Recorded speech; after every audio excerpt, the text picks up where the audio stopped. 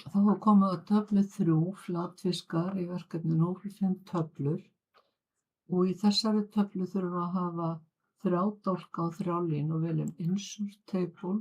Hér getum við núna valið 3 og 3, 3 dálkar og 3 línur, smellum á. Og þá erum við komið töfluna hér á milli spásía. Síðan þurfum við að setja inn textann. Við ætlum að sameina fyrstu línuna í 1, 12 og veljum því alla 3 dálkana í fyrstu línu. Veljum table layout og merge. Miðjum hér textann, stækkum hann kannski aðeins, ráðið hvað þið hafið það mikið. Og síðan ætlum við að mjúkka töfluna.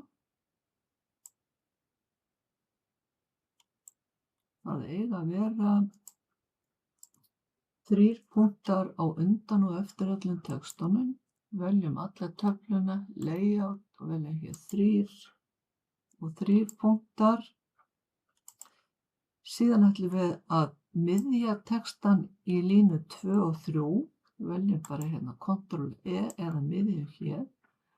Og þá vantar okkur að setja hér eitthvað skeggingu á bakvið því við alveg ráða hvaða liti notið. Þessna ljósari eða eitthvað slíkt, eða blágrænni. Veljum svo alla töfluna til að geta sett á hana miða. References, insert caption. Það kemur sjálfkrafa töflu 3 og við ætlum að merkja hana sem flatfiskar. Veljum svo alla töfluna í lokin og drögum hana hérna örlítið inn frá vinstri, veljum þá flipan home og notum við hérna inndráttarhnappinn hér í stikunni, increase indent, og þá dregst hún örlítið inn frá vinstri. Þá erum við komið með þessar 3 töflur hér og þá í næsta myndskeiði farið í töflu yfirlitið.